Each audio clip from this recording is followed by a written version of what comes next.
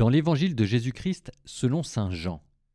En ce temps-là, Jésus disait à ses disciples, mon commandement le voici.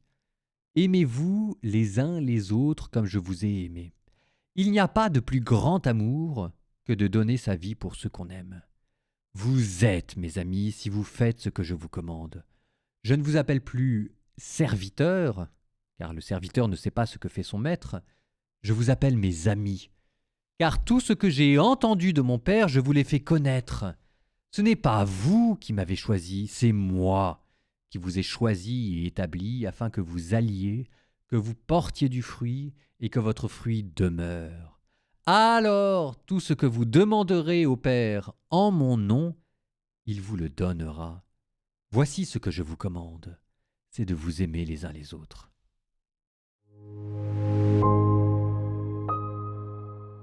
On continue notre escalier en colimaçon, parce que ça part quand même dans tous les sens. Moi, j'avoue qu'à chaque fois que je le lis, je me tire les cheveux, parce que moi, je suis prof de maths, j'aime bien ordonner les choses, et sinon, ça me stresse.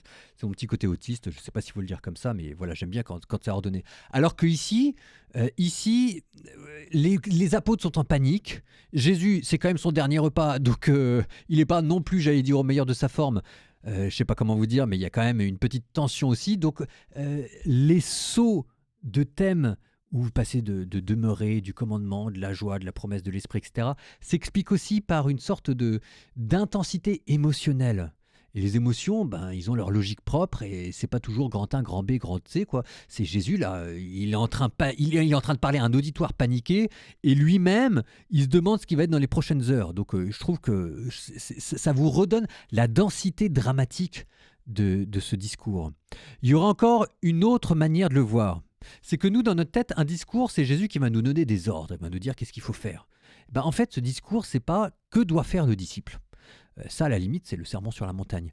Ici, c'est un autre discours, c'est comment est-ce que Jésus va continuer à être présent dans le monde. Comment la présence de Jésus va continuer. Vous n'êtes pas dans le faire, vous êtes dans l'être. Et donc ça, cette fois-ci, c'est pas quoi dire ou plutôt quoi faire ou comment obéir, c'est vous êtes en train de perdre un ami et ça va être quoi la trace qu'il va laisser en vous. Et là maintenant tout s'aligne. Donc, par exemple, vous avez une question implicite des apôtres, c'est tu vas où? Réponse de Jésus, vous inquiétez pas, je vais vers le Père mais je reviens. Tu vas où? Tu nous quittes et tu vas nous le donner, tu vas revenir comment? Et Jésus vous dit, je vais revenir, je vais être présent avec vous mais dans l'esprit. Très bien, mais tu vas revenir, est-ce qu'on va te voir? Tu vas être où? Tu vas être où? Et Jésus dit, je serai présent en vous. Et très bien, mais tu vas faire quoi? À quoi est-ce qu'on te reconnaîtra? Vous me reconnaîtrez dans le fruit que vous porterez. Ok, très bien, mais ok, tu vas être présent en nous, tu vas porter du fruit, et ça, concrètement, ça va se passer comment dans le monde?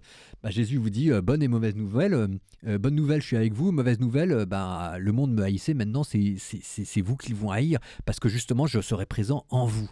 Mais vous inquiétez pas, ma présence va vous donner une force. Cette force-là, c'est la joie.